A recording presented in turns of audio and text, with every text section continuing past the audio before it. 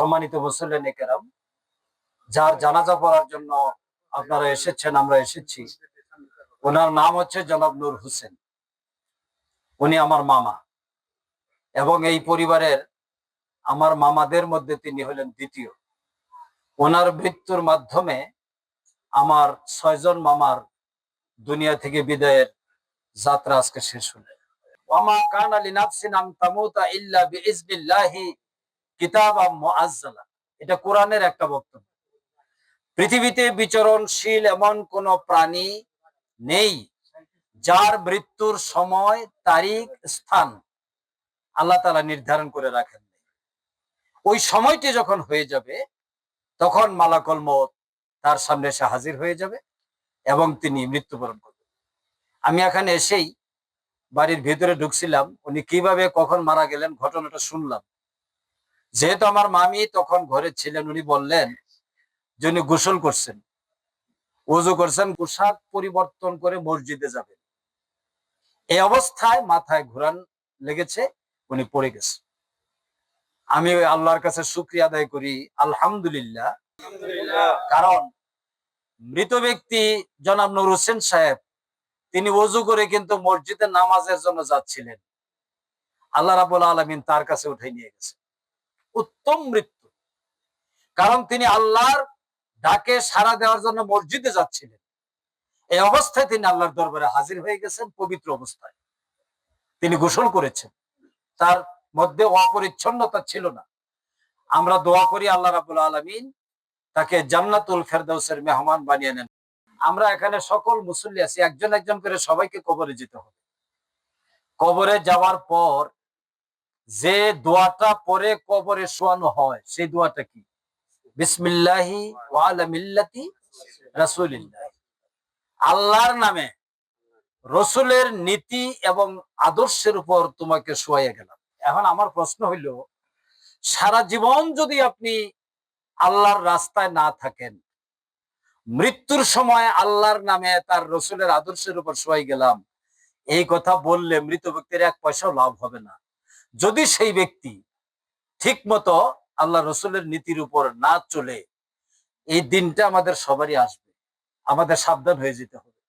যে কয়দিন বেঁচার সুযোগ পাচ্ছি, একটা সেকেন্ডে যদি বেঁচে থাকি, আল্লাহর নীতি তার রসুলের উপরে আমাদের অধিষ্ঠিত থাকতে হবে। দ্বিতীয় পার্টে যাই।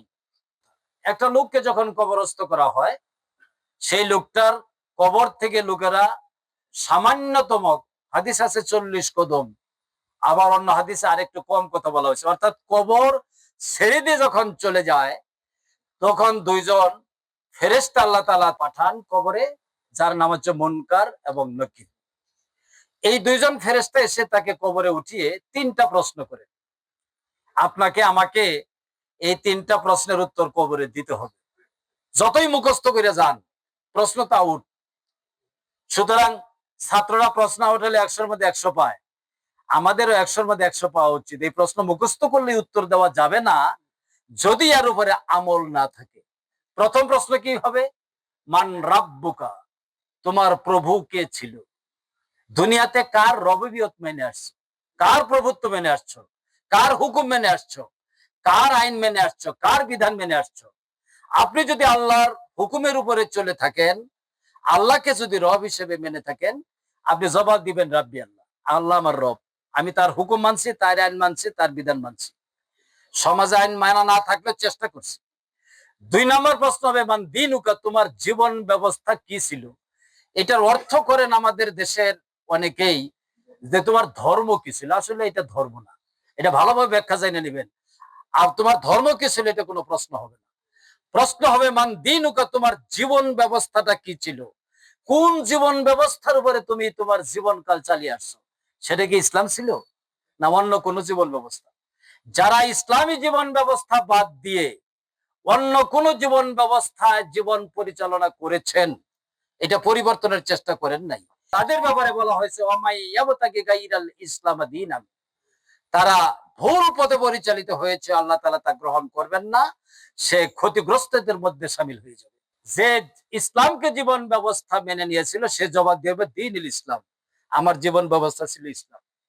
3 নম্বর প্রশ্ন হবে হাদিসে এসেছে ওই সময় ফেরেশতা একটা ছবি তুলে ধরবেন, এইভাবে বলবেন যে এই লোকটাকে তুমি চিনো? তিনি হবেন বিশ্বনবী মোহাম্মদ সাল্লাল্লাহু আলাইহি সাল্লাম।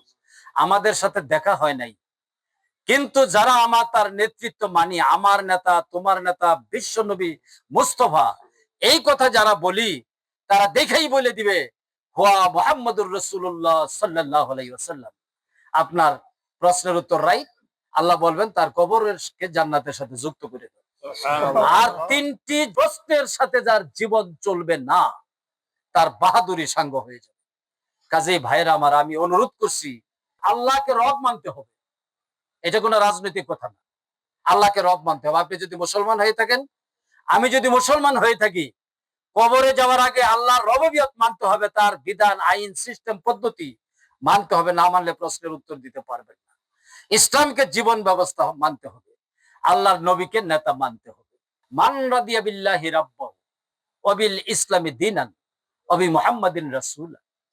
যে ব্যক্তি আল্লাহকে রব, ইসলামকে জীবন ব্যবস্থা আর আল্লাহর নবীকে নেতা হিসেবে মেনে নিয়ে এর উপর সন্তুষ্ট থাকবে, সেই ব্যক্তি কিয়ামতের ময়দানে তার ঈমান যে সঠিক ছিল এটা প্রমাণ করতে পারবে। এই ঈমান তাকে জান্নাতে টেনে নিয়ে যাবে। তাহলে আমি উপস্থিত মুসল্লি ভাইরা, নিঃসন্দেহে আমরা আল্লাহকে রব, ইসলামকে জীবন ব্যবস্থা, আল্লাহর নবীরকে নেতা হিসেবে আমরা তো মানার জন্য প্রস্তুত অবশ্যই আছি নাকি? আমার বক্তব্য এখানেই শেষ।